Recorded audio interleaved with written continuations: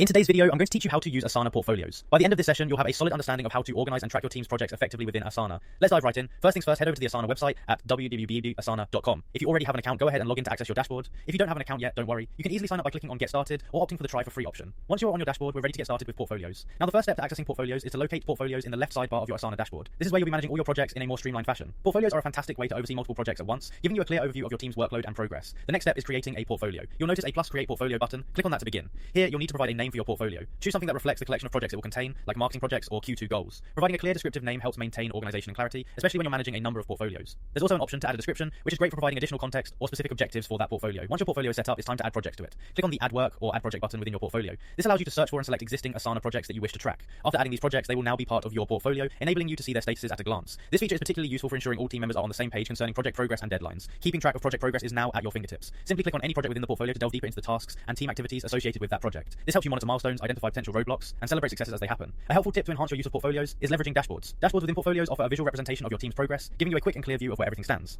This visual summary can be a powerful tool for identifying trends and making informed decisions promptly. And there you have it, your comprehensive guide to using Asana portfolios. With these tools at your disposal, managing and tracking your team's projects has never been easier. Thank you for tuning in and happy organizing.